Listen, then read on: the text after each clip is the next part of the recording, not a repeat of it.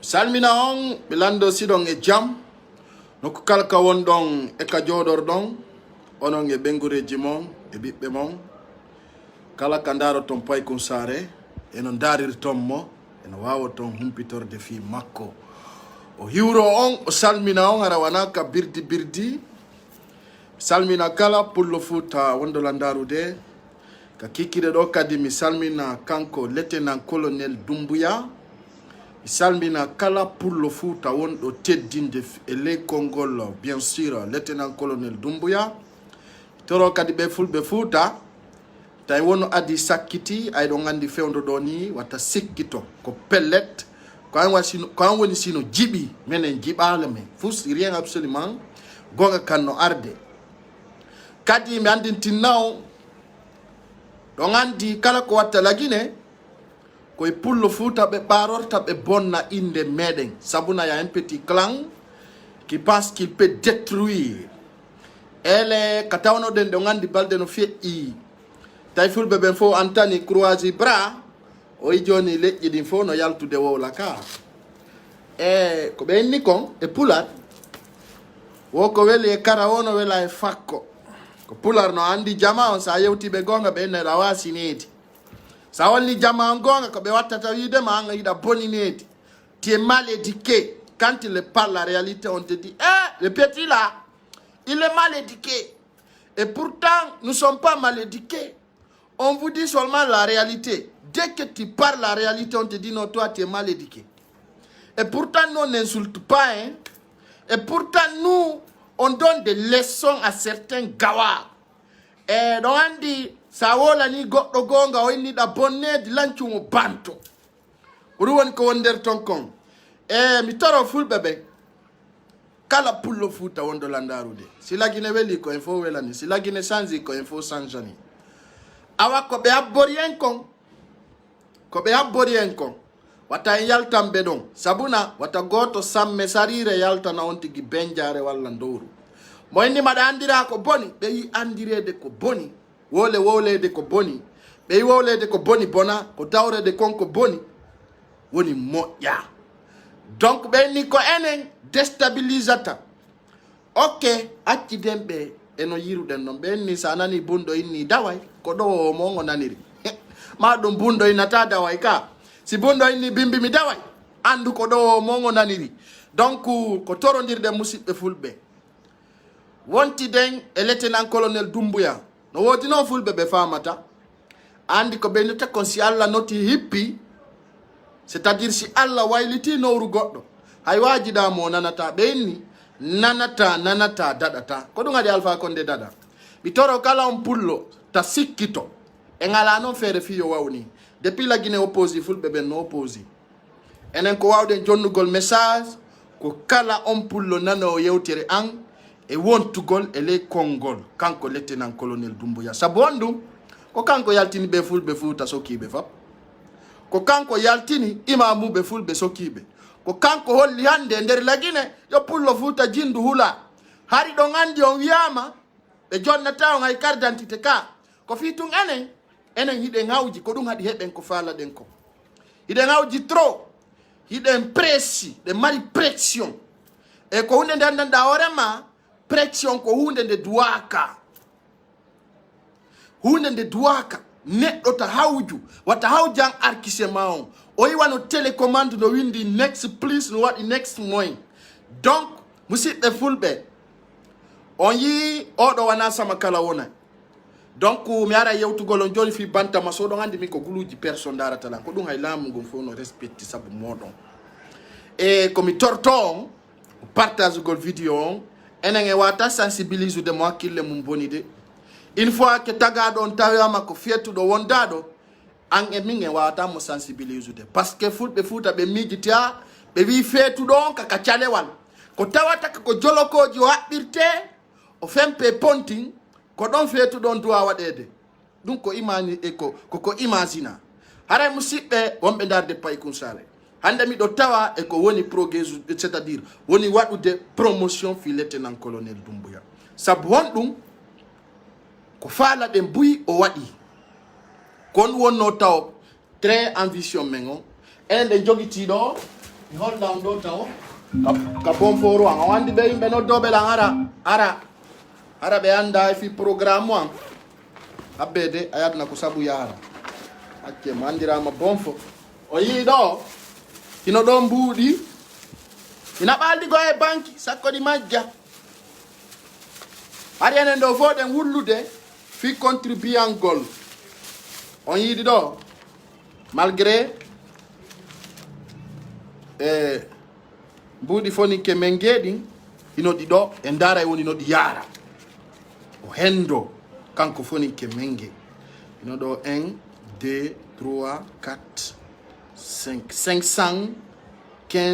515 ino ɗo 1 2 3 4 5 500 000 510 000 515 000 517 500 kanko fonike menge ɗo gandi ko contribino ɗen ɗi o 500 000 ko fawi ɗo ino e juuɗe yan ko yaho jatawa fonike menge min e ɓengu makko men yewti hari koko ɓengu makko yoɓa paasi defa nelgamo e symbole e giggol ko wonanno ɗen foninke menge koye ley ɗum ɗon ɗiɗo heeɓi ɗi mbuɗi ɗo e foppuɗen andi ɗo andi mi wanno kañot ɗo andi ko jelo waɗi kombo wawi yaltingol foninke menge ko kaso ha ɗum ɗo naami haala ɗum wana taali e tindi fof no andi ko lieutenant colonel Doumbouya mbuuɗi ɓe sonna ɓeɗa kamɓe kadi e ino ɗi ɗo 750 000 ko fawi franc CFA ɗum ɗo no holli on ko symbole laaɓuɗo kanko foninke menge kadi wara e confirmana on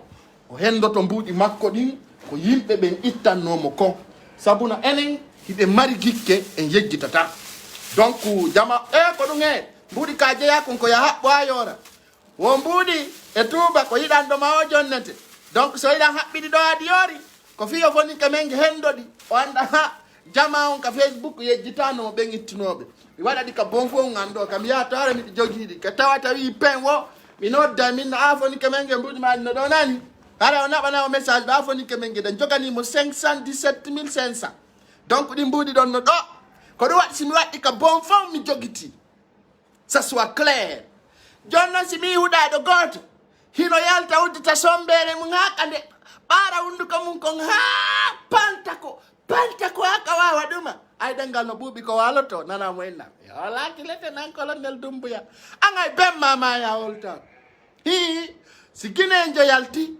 dullani lieutenant colonel Doumbouya mi salmina Congo Brazza he ala holotoɗoma hi enen noon goto rondaki sikkitare nder leydi ndin ɓuuri pullo Fuuta accon noon hakke ko ɗum addi hiɗen sakkiti e fi laamagol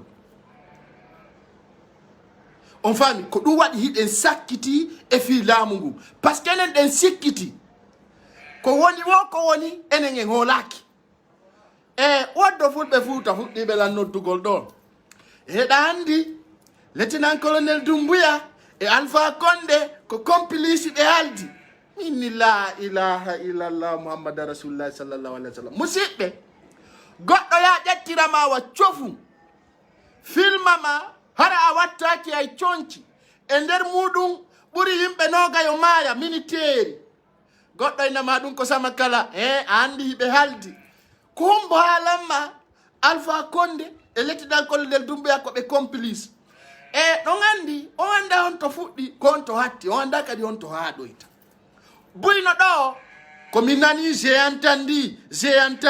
entendu an ko on no goɗɗo wawata ƴettirde Alpha Condé no woniri ɗon noon naadamo e nder otowal ngal andanɗa hoore ma ngal ala hay clim filma mo rewna mo e on jama ka woni ɗon fof foppu no reeni e photo ji ñande mi wolayno ɗum hari buyno inna ko fenande on faami goɗɗo innana men wolaki ɗum koɓe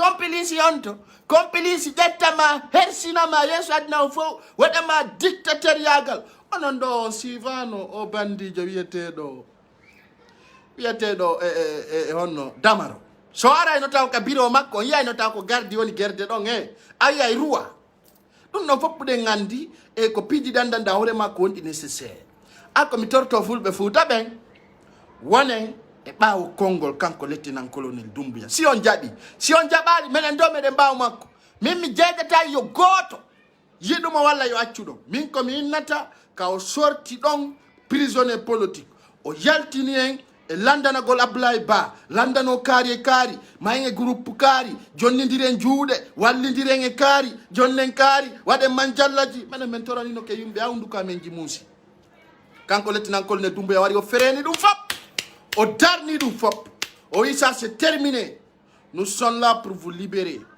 o holli kadi kala faalaɗo hootude ka leydi yo hootu mo bonna hula o holli kadi o waɗa sécurité leydi o redressa e ɓiɓɓe leydi o yi taw o lancani en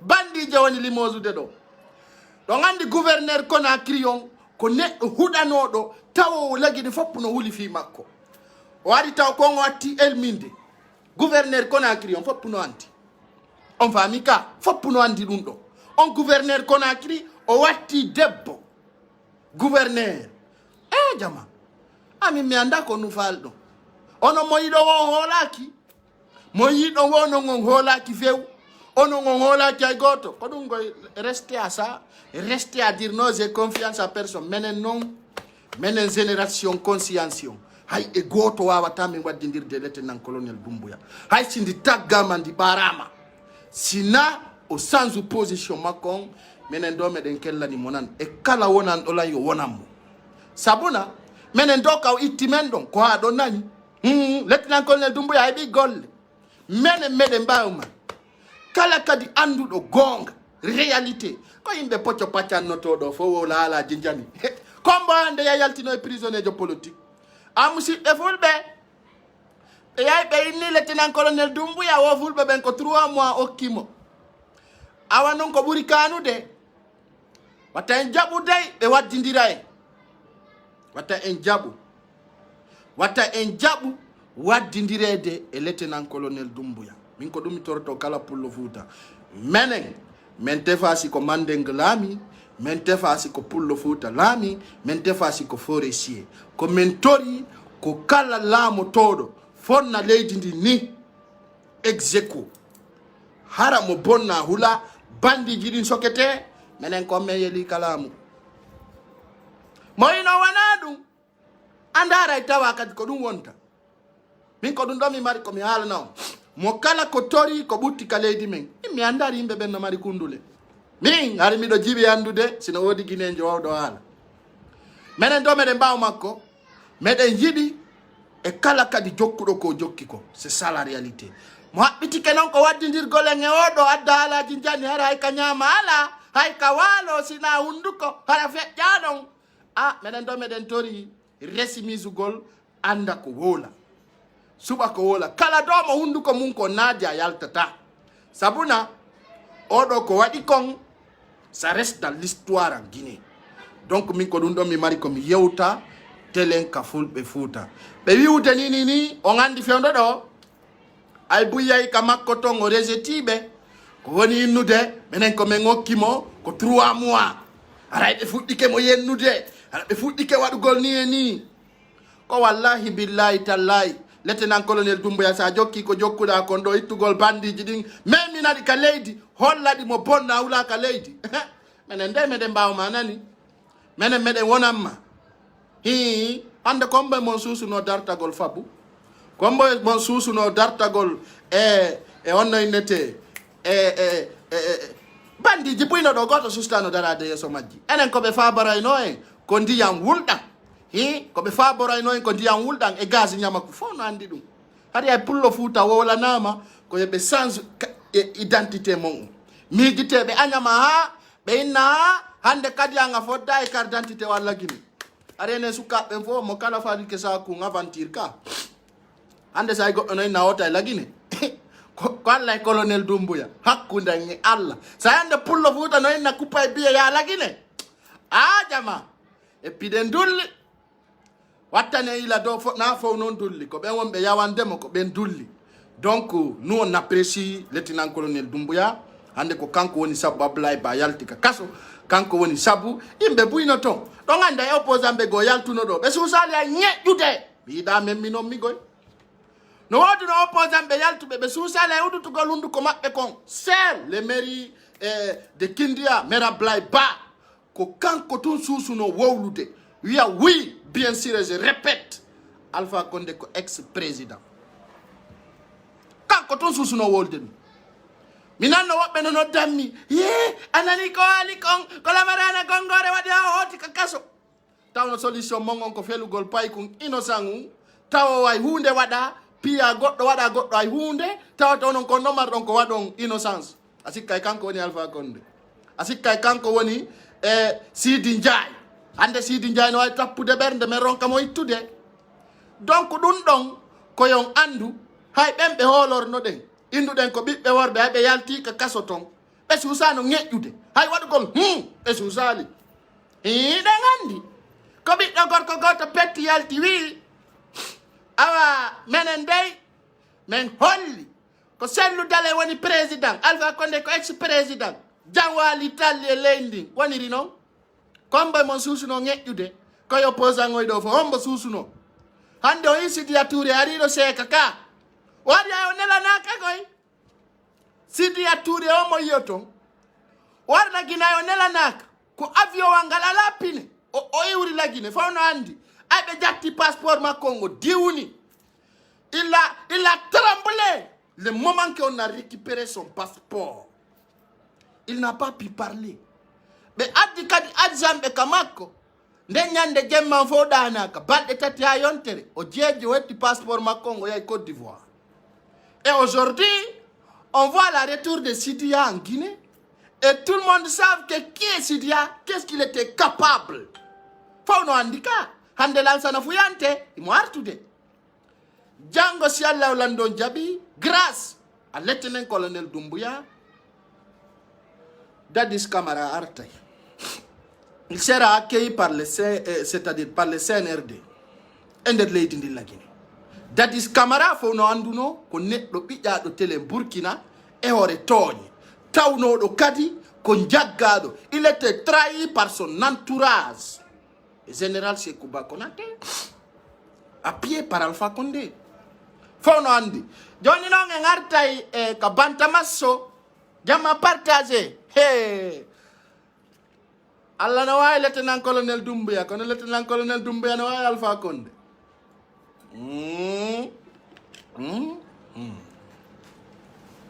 bantamasso le bandit délinquant ministre de la culture projet di mading ex-ministre projet di mading mamun kono woniri don andi ben sikkude menen hakkunde Allah billahi wallahi tallahi kala pullo fuuta golludude Alpha Condé si lieutenant colonel Doumbouya keppima men wada ya poloti jonnana mo kerje sabuna ka nangi don Alpha Condé wana ko ganyo sorta tam kanko bantamasso be nodduno ministre be ben fo yo noto o jabali notagol kanko bantamasso had mo wujjude kalisi yalta e leyndi Allah no wobbe kombo ni allo kombo on fami wobbe no do sago mabbe na yo mi yewtu be dabbi numéroji façon numéroji fop be yay do pay ko sare tun be fuddo la noddude be noddata la nyallangal fop dum no wobbe noddara no wola français anta da dérange de langue allo oui Sénégalais mi do occupé nani fulbe futa wattitotobe sénégalais anda ko woni si gadum acce o comportement mo ngayna do way me ngittude ko Allah wadi men do on tertoto dum o birdi mo yalta e dum pouvez pas nous interrompre. Nous sommes des hommes de médias. Et nous avons comme un darta. Darda donc il nous a interrompu même quoi. Donc on nous est birdi ni. On a dit son terta qui donc on a raté mais ouais il tapine. Tu as pas tout hein. Au birdi hein. On prend pas ça hein. Au birdi. Allo oui comme un cari. Qui? Awal na begonga tumbe na dawasi net. Awal na begonga tumbe na no de petit à changer les mal éduqués. On a là, il est mal éduqué. Tu nous trouves mal éduqué, c'est ton problème. Tu nous trouves éduqué, c'est ton problème. Et je vais essayer de féliciter un jeune Guinéen, Big Soul, qui a représenté la Guinée ailleurs. On dit, mais si Gadi Pidino, quelle l'année be souka bedo, parce que kala représente tout la Guinée, no kugo, ande ko bito gorko.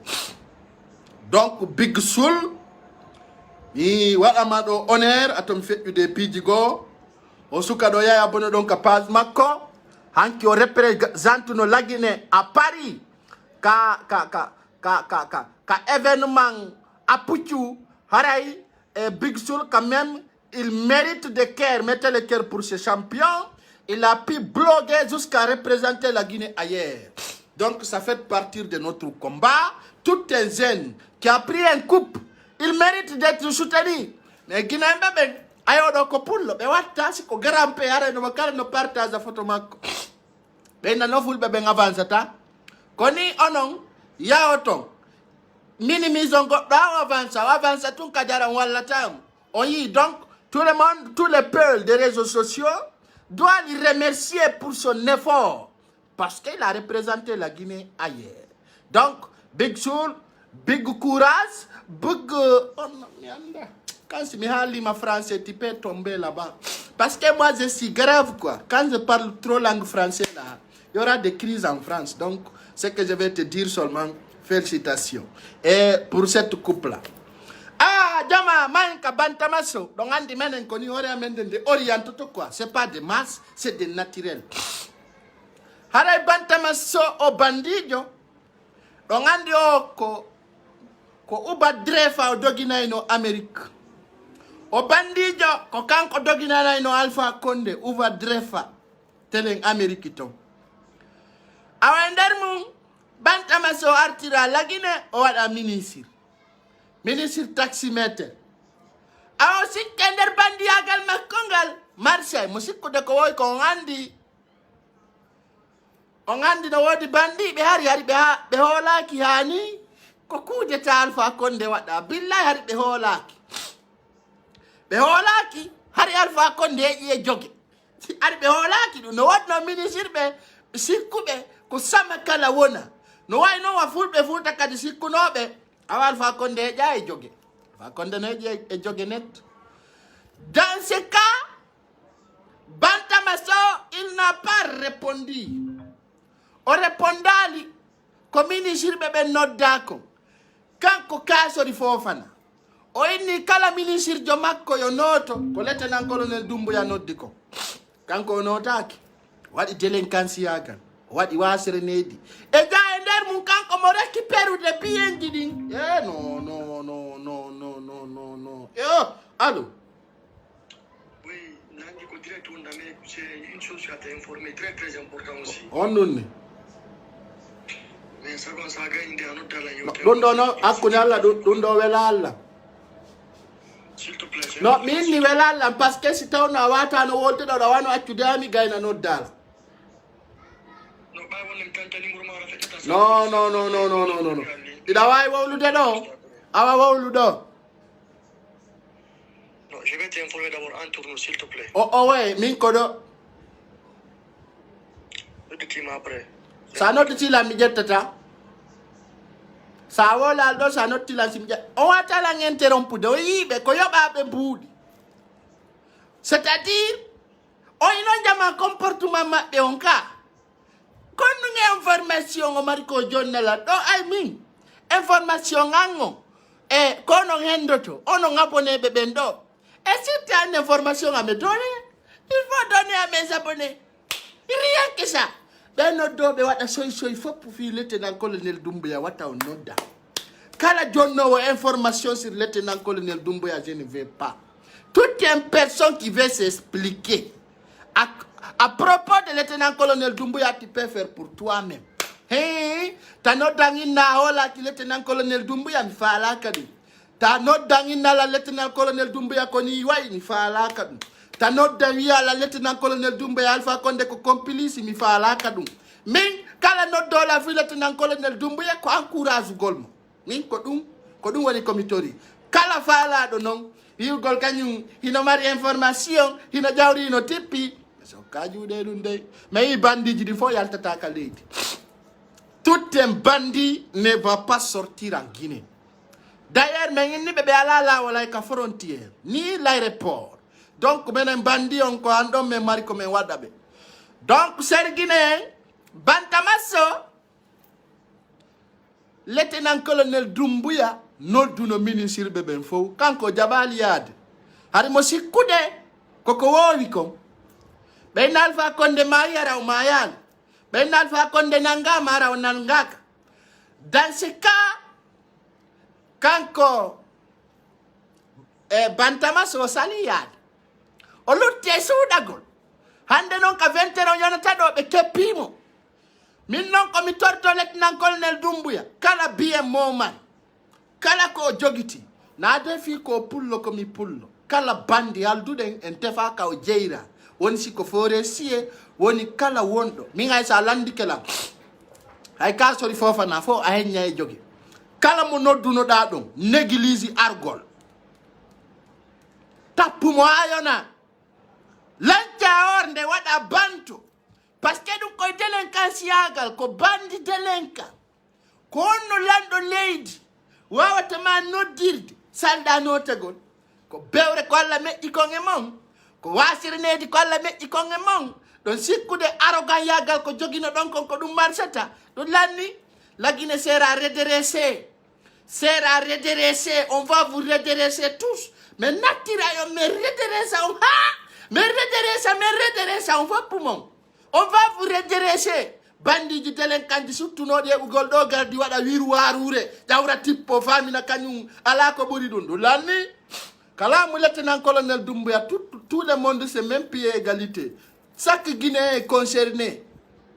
Chaque Guinéen est concerné. Gare aucun ministre d'aller même à Kinshasa nous demander l'ordre. Aïe, quoi la wada mako. Aray jama musidɓe fulɓe siɓɓe Bantamasso. Aray Bantamasso heɓi e jogi. Ka force spéciale. No woniri wono weniri. Haaju makko. Menen ɗo ko men wiyata. Kanko Bantamasso siɓe landikelan yoɓe weccide ha. Yoɓe weccide ha anda laamu welu. Puttinama ngal townata. Na yoɓe piya ɓe hela juɗɗe walla ɓe hela koyɗen ko ɓe walline e kappo oto ɓe pooɗa ɓe hibba ndiyam ɓe soofide lewru saria ɓe landoma honto kaalisi kalaminoɗa ɗo honto ɗi woni o randay biyenji ɗin o randay lieutenant-colonel Doumbouya, je te mets alerte. Même les anciens ministres qui ont démissionné comme Moustapha Naïté plusieurs yawlando da biyenji ɗi biyenji ko ɓe golli kon ka travaux publics ils n'ont qu'à rendre yoɓe randu fop yoɓe artir fop yoɓe artira Bantamasso heƴi e jogi o heƴi net ni Bantamasso no tuuba ton himo lando fi aduna a fuɗɗita o on sikkuno onon aduna ko ni yarta haray Bantamasso inomo o woni Bantamasso neɗɗo wasuɗo needi o ala ko yawaki sellu dale ala ko wiyali men goɗɗo noon yalta ɗo wiya jama on lieutenant-colonel Doumbouya men holakimo sa holakimo ɗum ko haccuma. Si tu n'as pas confiance à lieutenant-colonel Doumbouya, ça c'est ton problème. Min komi toroto ɗo citoyen ɓe guinéenɓe ɓen fof de sortir massivement soutenir le lieutenant-colonel Doumbouya. C'est lui qui a enlevé les larmes dans nos yeux. Kanko fittani en gondi. Kodon, l'homme c'est l'homme. Alpha Condé artiri en 2018, formi force spéciale ko tippa e men. Kanko non lieutenant-colonel Doumbouya, o walli en, o tippi Alpha Condé. Sede ko gonga, mi holla on ɗo photowal gotal, kanko, voilà, hekki anki. Woɓɓe inni, mi nani fenoɓɓe no fena, ɓe inni wo Alpha Condé, Alpha Condé yolaki, dara ɗo koro no dara lieutenant-colonel Doumbouya. Ɓe fembino koro lattarare taw. Ɗo andi un prisonnier politique ko liivi o fembete lokayre koro taw ay darimo ɓe tiramo ton photoji jama o yiɗo ko ñande union ko on na beynata dum ko setiyawo yimbe lay fu ben ari kambe be yay tongo be tiro photo jey koro wi do est-ce que c'est toi le tenant-colonel Doumbouya mon fils hey koro no ndara mo ki kala jon no ndara mo ki kala jon no wattani yila e makko taw yimo ngaldi oyi koro yaw fempo dada koro no ngaldi jama koro no ngaldi oyi donc wana birdi koro ko e prison do net oyi dona e foto kiddo dum do non ko menen tu wawata ngollude sina menen posti on wata kadi yiwde parce que menen be addana men photoji tawata ko feƴƴudi ka nder terrain men hendo be men feƴƴina ngadna Allah on min ko min inni lieutenant colonel Doumbouya yo inno ala page Facebook o ala site internet o yi feƴƴuno kadi ka RTG ka min kala ko mi haalani ko dum be watta na birdi donc eyno mi landimo bien sûr est-ce que be yiduno Alpha Condé be addadi mi direct photo be eyno do koro Condé o landiti hey ndare Alpha Condé no ndara mo desan ko be habbadi Alpha Condé cravate hakkunde yalla mola kiwo yo yaw ka videoji nyande kanko nyande sedia o ngari ndaron chontiri o watti dindo e ko Alpha Condé watti kon tu vas voir là-bas nous on n'a pas à vous détailler quand on vous donne des informations savez que c'est clair mais ngaccu ame ngala e koro Condé no ndara mo ayo inde e wadu photo Alpha Condé taw Alpha Condé no ngaldi Alpha Condé landitimo c'est toi on andi fiondo do y a un petit voilà difficulté on andi sedia on be arno be habbiti ko ma be yada e Alpha Condé non do way penale nan wobbe no nawo c'est des montages ay photo montage ni t'as une fois vu une photo montage comme ça il faut arrêter de rigoler tu es birdi mon dans ce cas ce que je vais vous dire, il y a des Guinéens qui ne connaissent même pas des photos montées et photos non montées. Parce que bouye monodo, au téléphone, on a un Tecno et Itel, son épiri Samsung Garawata et de connexion. Donc, chers Guinéens, chers compatriotes, Hande, Marden ko yewtendo e ko mi andin tinta on Alpha Condé ka o fewndi do e sedia on Alpha Condé wi mudum e wi mabbe Alpha Condé signali démission donc andi Alpha Condé den o yaltata la Guinée o signali taw démission makko o winday lettre o signa démission wacciti lamu kono nder mum o winda be do continuer à pouvoir on famille ka dans ce cas Alpha Condé ka woni don ko yo fo famu o accita il n'est plus président mais normalement il doit signer de dire oui bien sûr je supplie le président de la République de Guinée. Donc, dans ce cas, so wadi dun dong, be itamanon ka hotel dong, be Johnny Tamo Sediao. Mi no wobe no wiya kanyum kadi. Dans ce cas, Alpha Condé siyayi, waday dun, wattiray ni, waday coup d'état. Alpha Condé ka woni dong. O alata wondo bawo makko ha o wada coup d'état. John Naundo, quelques exemples. Alpha Condé au Pura, Blaise Compaoré de Burkina Faso, au Burali Bago, au Burali Kadi Yaya Jammeh. No wodi do yimbe bui itabe lamu no Alpha Condé tirano au Bura IBK. Donc si Alpha Condé itama la Guinée, on a ba ma lady goyo refiso, ko fino be nyawa mira jawle ko Alpha Condé jogiti ko. Alpha Condé ni esko la Guinée tungo waccita.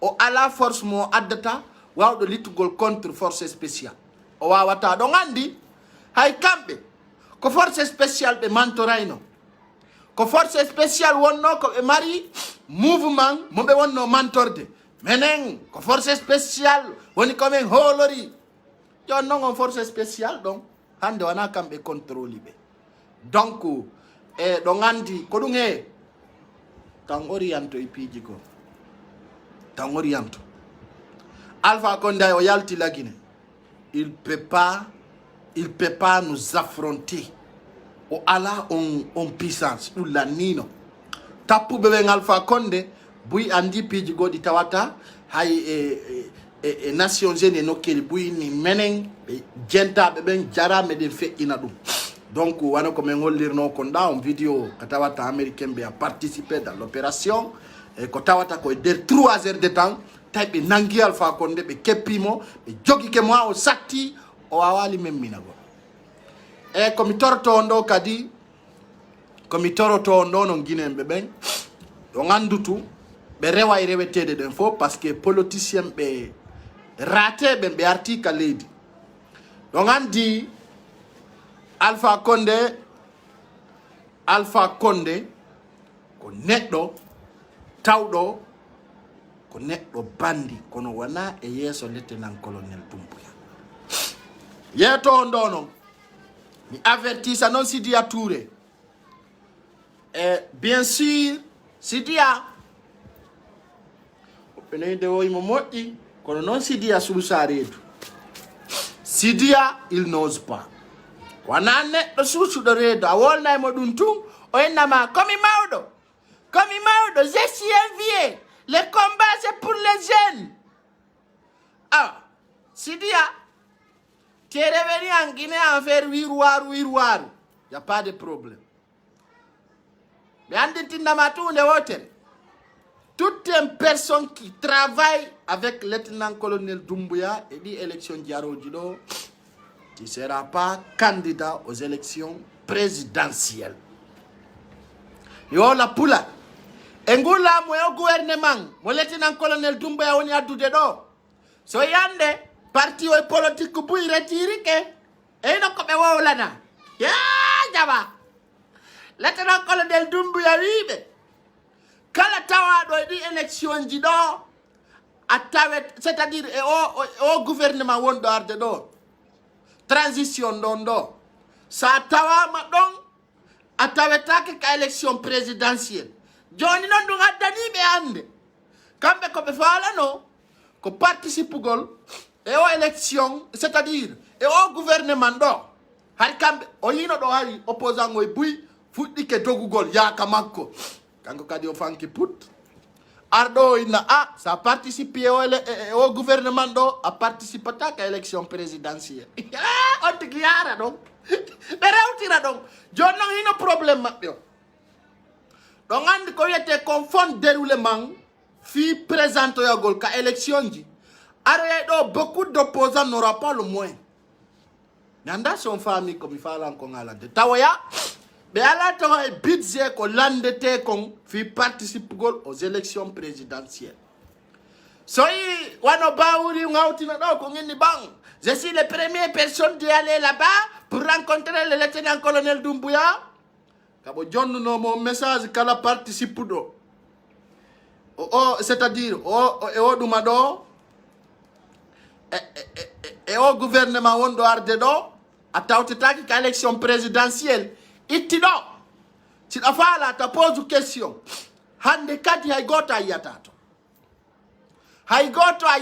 ton opposant lanni kawalannoɓe ɗum ɗon ɓe wallini ande kadi a yiyata ton hay goto joni noon kono ɓe waɗata c'est pour les désorienter ko ɗum ɗon ɗon men sali ko ɗon ɓe sali joni noon ɓe nawomen ɗe wasinedi nous sommes mal éduqués ko gonga makko kala arɗo yo gouvernement makko ɗo fi ɗaɓɓugol mbuuɗi tawon tigi sikku présenté to ka élection présidentielle joni noon ɗum ɗo ganini opposant ɓe ɓe maintenant kon ɗum ɓe waɗata fi waɗugol birdi ko algol inna bon ɗo gandi oɗo ko militaire o duwaka wadde ɗum o duwaka wadde ɗum e ɗum joni noon ko ɗo noon mi toroto population o yoɓe andutu si satti opposant doga e accaɓe de ça je vous mets en garde c'est à dire alerte si satti ha opposant fo se kaya chando sinasel ludale wadi ka wadali Sidia Touré se kuno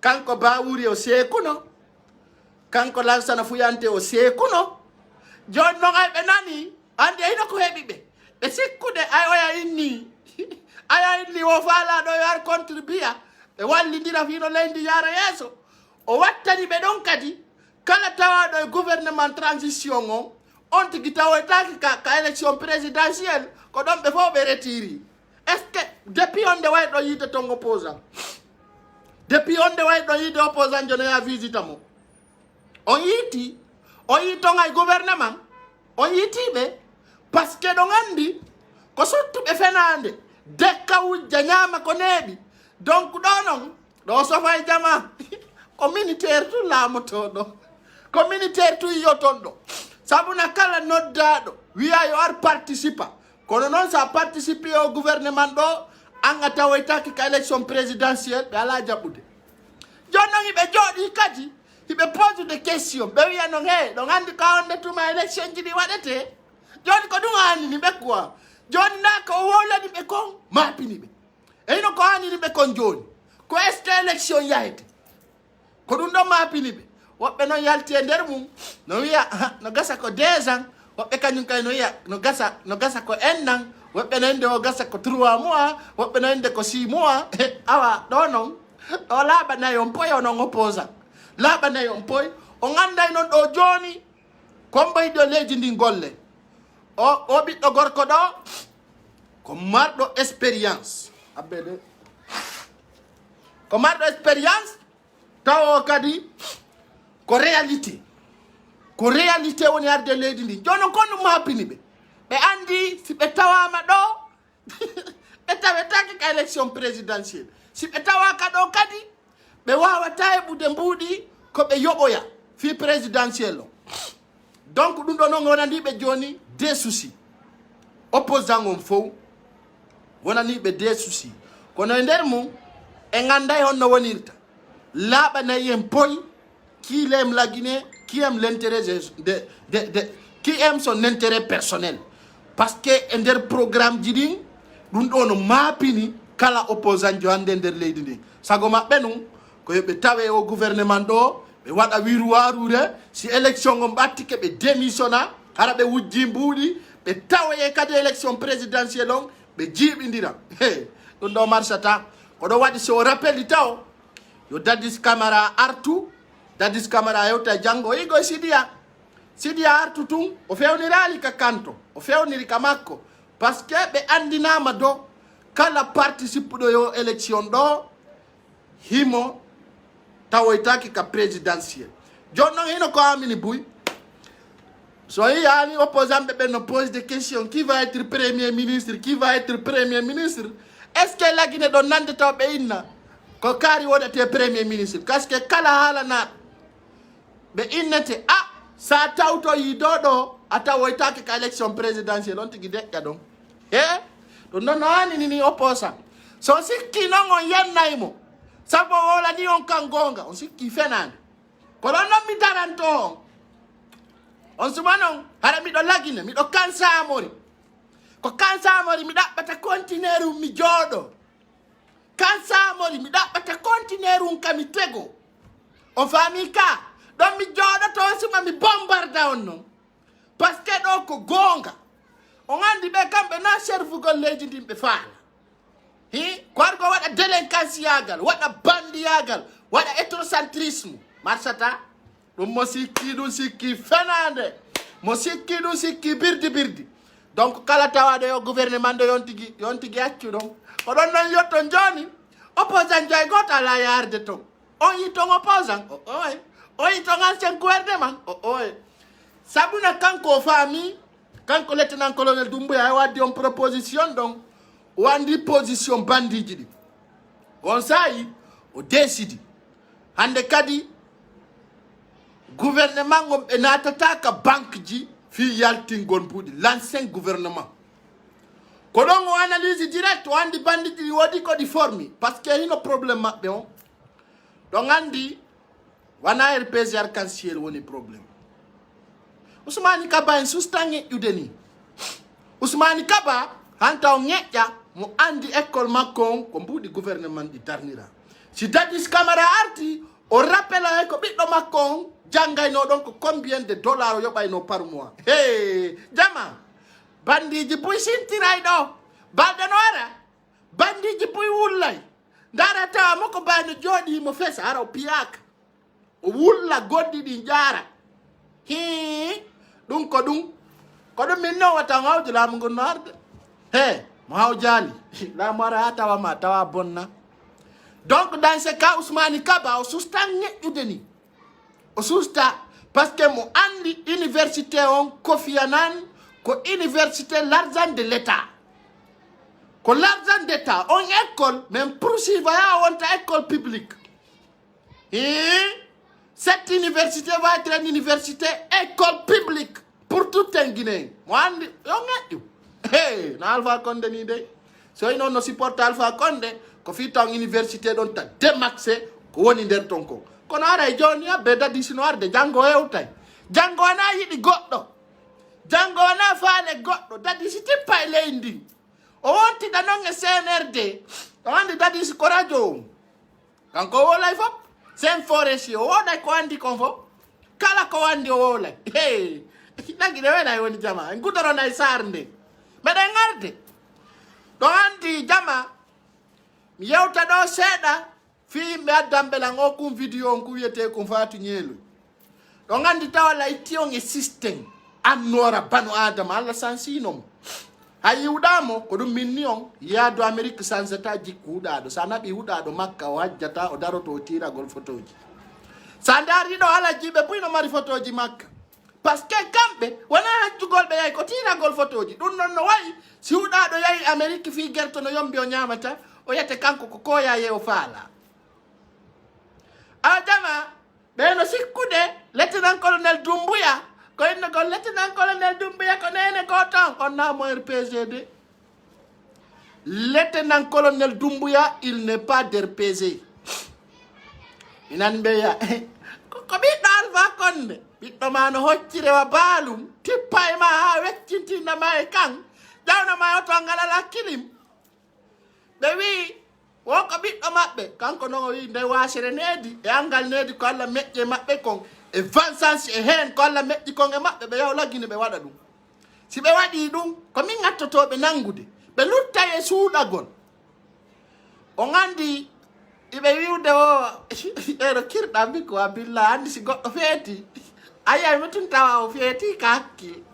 eyo o ko garanjo maɓɓe on haajay ɗum garan he ndare taw pay koye makko ko il a des jeunes l'homme de Gérékoré he koye garan jon dari ɓe nanggay mo ka jungo nano fi ɓattoɗamo e fuɗɗino ɗo waɗugol vidéo oy ɓe inna wala non si perte lieutenant colonel Doumbouya e pocca paccare on hay darali ɓe on holli ɓe wasere needi ko ɓe waɗi ko lagine ɗum c'est fini on borre needi on systéme maɓɓe on machiavélique maɓɓe on arrogant maɓɓe on vengeance maɓɓe ɓe ɗaɓɓay ko ɓe naɓira holli kanko lieutenant colonel Doumbouya e waɗoɓe ɓen vidéo fof ko paykou sare kanko wona birdi kala ko paygal ngal haali yo yimɓe ɓe won ɓawo ɗum o holli ko ɗum won nder ton o holli kanko birdi ala haala ɗuɗu ko ala o jonniti men fi ko feƴƴete kon fof ka leydi o wi si goɗɗo ñeƴƴi e hoore vengeance e hoore yawagol yimɓe leydi ndin o tippa e maɓɓe joni innogol lieutenant colonel Doumbouya ko bengan ko ɓiɗɗo Alpha Condé ko haala rewi ɗo on yaali ɗum bandi salte o jooɗor kunkun attilantaɗo ka ko honto ko wulluno na birdi menen sama kala ala ka force spécial min ganda si tawi lieutenant colonel Doumbouya siko bemma e siko musidɗo ma on fami ka ɗum ala nder to Ousmane Ñeeloy o lutta e suuɗagol e nder leydi ndi par ce que force spécial watamo dandude hande si force spécial yalti mais yaltina e jiwɓe ka nunnoɓe ha ɓe beebina Ousmane Ñeeloy o yi goye gooje ɗen no nunnade force spécial e sar nde moƴƴa hollude ɓe amour e sentiment si bandi salte o yalti jiwɓe ɓen yalta e nunno force spécial ha ɓe beebinamo yalta fus yalta Mamadi e ben mum onon o fo on yii ka Ibrahima Balde immina joɗɗina ɓe wolanimo ko ɓe wolantamo ko ɓe immini chef d'état major ɓe joɗɗinimo ɓe wolini ko ɓe wolata ko haray jama. Ça c'est une leçon pour tout un Guinéen, pour tout un patriote. Donc mo sikki ɓe sikkunoɓe Alpha Condé laamoto amaya Alpha Condé hande no heƴi e hôtel mo joɗɗina ton himo ñama gâteau on fami ka. Donc ce que ça va passer devant nous. Ce que je vais vous dire, chers Guinéens, chers compatriotes, ko immagol massivement soutena kanko lieutenant colonel Doumbouya, l'homme fort du pays. O yande ay sediyawo ɓe andi kon woni gonga o yigo ay lamɓe ɓen Afrique ɓe deƴƴi hokko ɓe o mbi hundukoji maɓɓe ɗin ɓe tawi wona ko ɓe sikki kon woni wonde hande ɓe deƴƴi hokko deƴƴi janngo waɗa yontere depuis ɓe keppi Alpha Condé. Depuis ɓe keppi Alpha Condé waɗa yontere. Le pays est contrôlé. Le pays est contrôlé. Le pays est contrôlé par de vraies personnes. Na ɓe sikkuno kamɓe sina Alpha ko Alpha ɗum haala maayi. Alpha Condé deƴƴinama buɗe haala makko kan wattama ndiyam. Hande goɗɗo andano Alpha Condé no woda on e mafitin jane bandiji wuɗaɗi ala ko ɓe gerali. Alpha Condé sali ko min wolanimo ko o sali ɓe inni Alpha jonnutu sellu a gañaki ɓe wi non ko bandiyagalo faala o yiɗo koro o yi koro mo joɗɗinaga e salon wi ɗo kadi wiye ko photo monté o yiye koro no décianci himo nangi hundukko malgré mo waɗi max kono mo nangi hundukko o yi ɗo kadi ko monté ne ɗo kadi wiye ko monté. Est-ce que là c'est montage aussi? Eino jama eino ɗo eino ndaare koro no nangi hunduko kaw jooɗi o mo nangi hunduko waɗi mo ngalli taw accanimi koro mi hulita ɗum dérange koro ka conscience ka hakkillu andi hakkille o koye division 7 parti miiji to tokum kum Alpha Condé ka jooɗi o mo nangi hunduko aya mo bem mo ma yakki Alpha Condé no ɓikkungal yatima ñeelo yaay nokku ñeeloy no lagine ko photoji kaw yawno Cameroun si Portugal sili national ko ɗin photoji o waɗi ɗon min o suuɗota ko langoy onon ɗo fof ñeeloy suuɗo ton kono min on o suuɗota ko lan e nder adunal lan fopp kala ka o yahi mi yahanayi kala ka o yahi hay o naate luuro mbabba mi sorta mo nder ton mi jonnita mo population on ɓe ñaawamo. Donc ser Guinéen ser compatriote ko mi toroto on kadi mi keeja on onon fulɓe Fuuta wata on jaɓudey sansude ɗon andi ko jogitiɗo laamu jonnata laamu. Hande wata en ƴettu lieutenant colonel Doumbouya Gagnon min ko ɗum ɗon mi mari ko mi yewta kala on pullo Fuuta conscient wata on ƴettu lieutenant colonel Doumbouya Gagnon mon ta goto waɗ ɗum ka hakkille mon ta goto installe ɗum e esprit mon. ɗan andi noon woday politicien ɓe raté parce que nde yewtere nde mi yewti on ɗa kaw holli ɗon kala tawaɗo yiɗi élection ji o gouvernement ɗo tawi takka élection présidentielle ɓen ɗon monoto nde yewtere an ɗo kono watta on jaɓuɓe désorientant. Hande kasoji ɗin hari kaso gon ko darnira ko fi pullo Fuuta 700 et quelques personnes ɓiɗɗo pullo hari no soki bientôt bataillon meɗen litude ni fi wonɓe ɓen soron koni yo accite on fami ka meɗen litude fi wonɓe ɓen soron koni yo accite. Hande wonɓe ɓen lagine hande ko wona yewtede ko fi lieutenant colonel Mamadou Alpha on non kadi men etoto kanko wala bien sûr o accitamo lieutenant colonel Mamadou Alpha Bari o wonnoɗo ka gendarmerie. ɗon andi jama ko wallidirgol jonnidira juuɗe c'est l'union qui fait la force. Hande so yii Ousmane Ñeelo no wona ñallan huɓɓinali kum oto koro makko jinda e nder Conakry yenna pullo nene baba jama weltane lieutenant colonel Doumbouya min do ñande kala fini weeti miɗo weltanimo. ɗum wana fi combat IFDG ɗum wana fi combat RPG walla PIP walla IPR menen wana combat politique ɗo fewndi ɗo na ɗum dey menen sika politique fokkitama fo no andi kon ɗum woni gonga kam menen to ŋaninamen wo ko huttiɗo ko defata futata menen ñande kala inna bimbi élection yaate menen ko won ton ko ŋaninamen fo si rien absolument kamɓe miiji andude si tawi RPG no mari leader walla si ala ko kamɓe miiji si PIP walla IPR no mari walla ala menen ko min holli ñande inna bimbi élection yaate o menen ko won nder ton kon maapinamen ko an andi ko maapi menen si innama janngo ko élection lagine e kattu ko e mungo menen jiɓaki kamen yaara kala kamen yaari kadi fo anday men ari menen nu ŋaninamen ko ñande kala kanko lieutenant colonel Doumbouya holli awa bimbi yo opposant fo prépare e ya élection présidentielle ɗum ɗon acceɗo hollu ɓe wi huɗaɗo memminanmo tungere no masibo waɗirte ɗum accida e moye mum menen innugol si élection fokkitama ko tirutaru menen ɗum ala nder to haray menen fussandinamen si élection fokkitama ɗum innaka ko kaari walla ko kaari menen yo élection yahe tum tawata wayi ko élection transparente a yiyana e hoorema o landitete ko honde o natata Sékou Touré ya na birdi donc ko huttiɗo futata e ko huttiɗo ko defata futata donc kono maapi e innugol si élection yaate walla yatake menen no wontiri si élection yaama guineɓe ɓe no andi ara na birdi ɗum landaka soso walla maninka aray bantama so e ƴiye jogue hande photoji makko no jinda e sar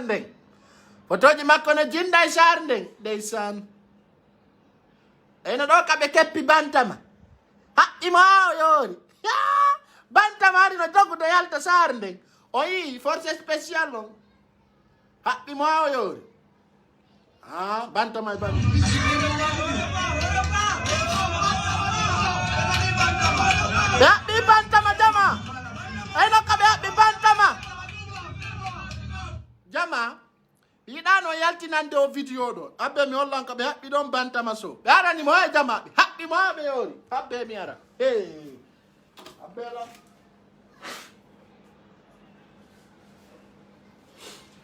o andi ni bantama nangama woɓɓe inni ko birdi e nangi maccu kunkun e ndare ɗo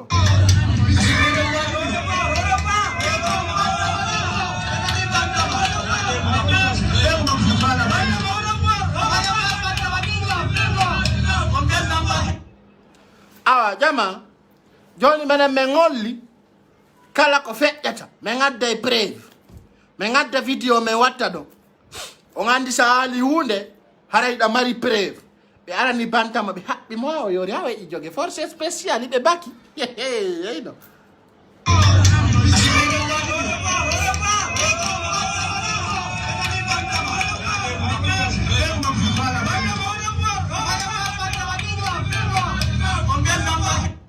o ɓengu makko no faala wullude yo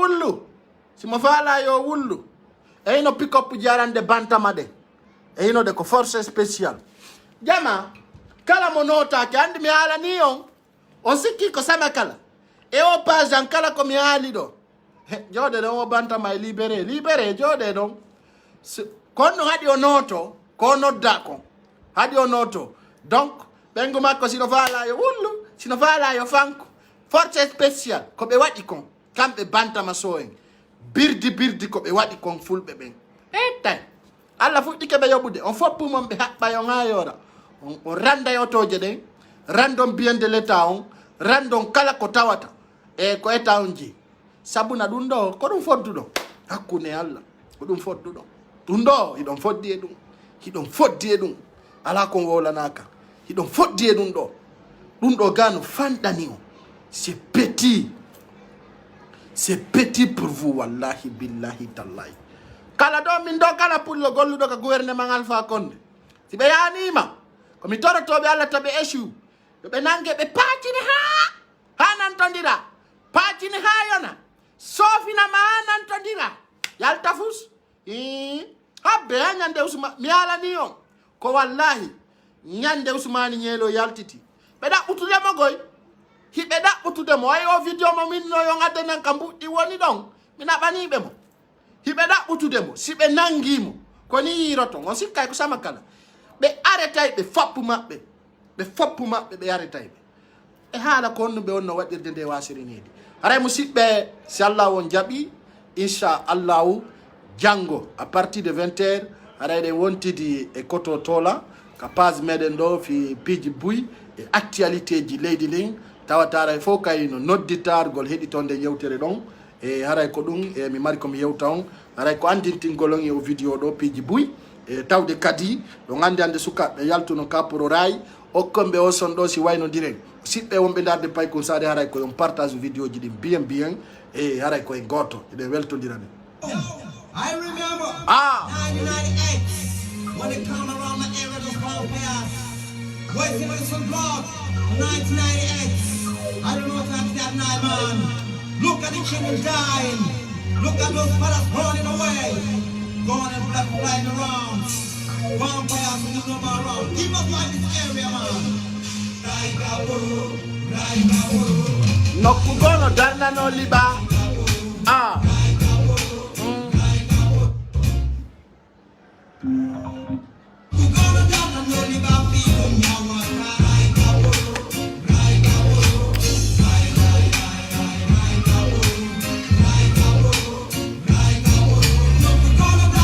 Liba fidu nyekita noma.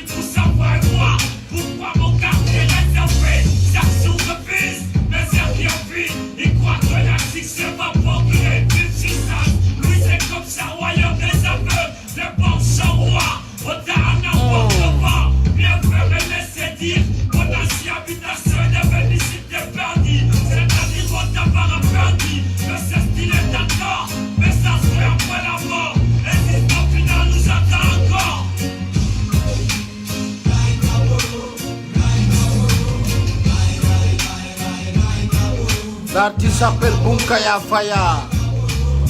Kogono darna no liba fidu yekita.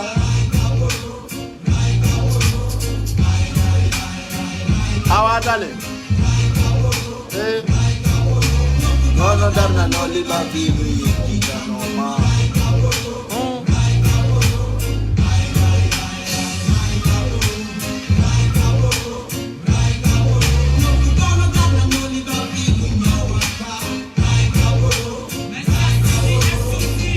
Susi Angal Moody. Susi Angal Moody. Ekonomi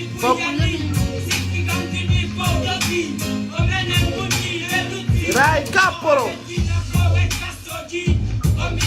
Ina aduna dawi.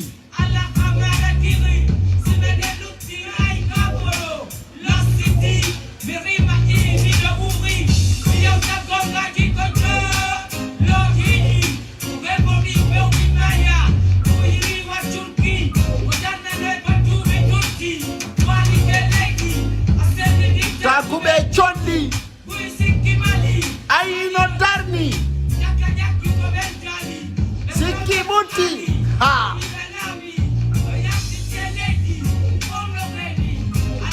Wawado wawi. Kono no wodi ko wawdo wawi. Sikonko ya meno sheli. Kube kobendali. Sabu komati.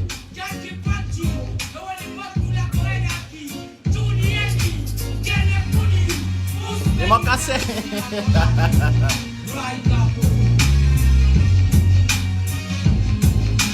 Rai Kaporo, tout le monde.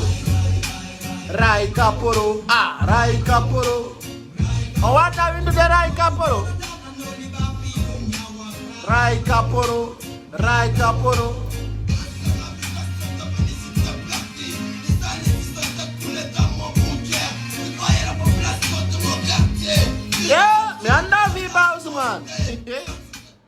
no, odo non fi di quoi.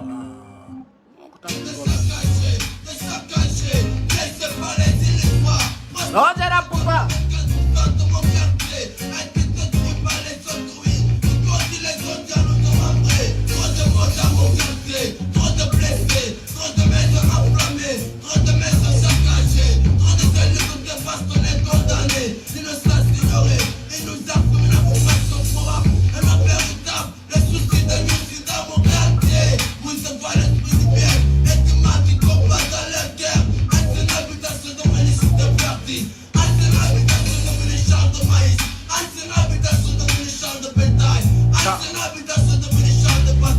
Capororai. Neni rabe uli, babi rabe uli. Konto be na toita, konto be waloita. Chudi lili bama, chudi lili bama. Mune be uli, babi rabe uli. Konto be na toita, konto be waloita. Chudi lili bama. Raiya, unde menwada, Bama, Judy Bama, Raiya, unde menwada, Judy Bama,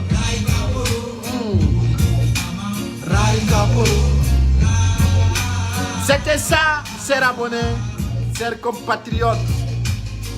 Pas Kousare reste Denimer parmi sa vie. Donc c'est ça, merci d'avoir suivi. Donc on se retrouve demain soir à partir de 20h avec Kototola. Restez connectés et abonnez-vous et partagez au maximum. Je vous embarrasse. Bye bye.